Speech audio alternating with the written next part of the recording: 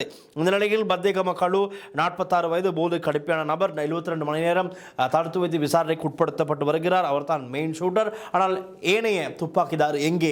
அவர் தேடப்பட்டு வருகின்றார். அவரை அழைத்து சென்ற நபர் எங்கே? அவரும் தேடப்பட்டு வருகின்றார். இப்படி பல விஷயங்கள் இருக்கிறது. ஆகவே இந்த துப்பாக்கிச்சூட்டு சம்பவங்கள் எல்லாம் பிரதானமாக இருக்கின்ற துப்பாக்கிதாரிகள் எல்லோருமே முன்னாள் இராணுவ சிப்பாய்கள் என்பது இந்த விசாரணைகளிலும் தெரிய வருகிறது. கணேமுள்ள சஞ்சீவ நீதிமன்றத்திற்குள் சுட்டு கொலை செய்யப்பட்டார். அது கேல்பதர பத்மி தரப்பால் செய்யப்பட்ட ஒரு கொலை. ஆனால் அதற்கும் செயற்பட்ட துப்பாக்கிதாரி மெயின் ஷூட்டர் ஒரு முன்னாள் இராணுவ கமாண்டோ படைப்பிரிவைச் சேர்ந்த ஒருவர். இப்படி பல துப்பாக்கிச்சூட்டு சம்பவங்களுக்கு பின்னாலும் முன்னாள் இராணுவ வீரர்கள் இருந்திருப்பது ஒவ்வொரு துப்பாக்கிச்சூட்டு சம்பவத்துக்கு பிறகும் தெரிய வருகிறது. ஆகவே அதிலும் இந்த அரசாங்கம் இனி கவனம் செலுத்த வேண்டிய ஒரு கட்டாயம் இருக்கின்றது.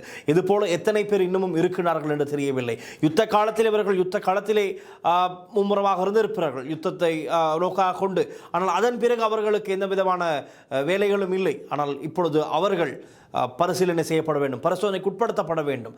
அவர்களுடைய நிலைமை என்ன என்பதை ஆராய வேண்டும். நிச்சயமாக இல்லை என்றால் இன்னும் பல ஷூட்டர்ஸ் இவ்வாறு உருவாவதற்கான வாய்ப்புகள் அதிகமாகவே இருக்கின்றது.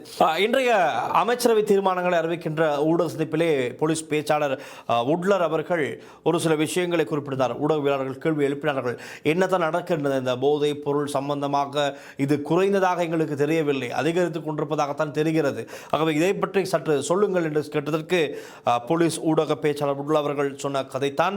ஜனாதிபதி அன்ருகுமார் திசாநாயக்க தலைமையில் 2025 அக்டோபர் 30 ஆரம்பிக்கப்பட்ட முழுநாடும் ஒன்றாக தேசிய வேலை திட்டத்தின் கீழ் இதுவரை, அதாவது 4 மாத காலத்தில் என்னென்ன பிடிப்பட்டது, எத்தனை பேர் கைதானார்கள் என்ற விஷயத்தையும் தெளிவுபடுத்தியிருக்கிறார். அதன் அடிப்படையில் இதுவரை ஹெரோயின் 526 கிலோ 603 கிராம் கைப்பற்றப்பட்டிருக்கிறது. அதனோடு சம்பந்தப்பட்ட 34,360 பேர் கைது செய்யப்பட்டிருக்கிறார்கள். ஐஸ் போதைப் பொருள் 1419 கிலோ 121 கிராம் கைப்பற்றப்பட்ட நிலையில் அதனோடு சம்பந்தப்பட்ட 38,423 பேர் கைது செய்யப்பட்டிருக்கிறார்கள். கஞ்சா போதைப் பொருளோடு 3,548 கிலோகிராம் கைப்பற்றப்பட்டுள்ளது. போதை மாத்திரை 9 லட்சம் அளவிலே கைப்பற்றப்பட்டிருக்கிறது.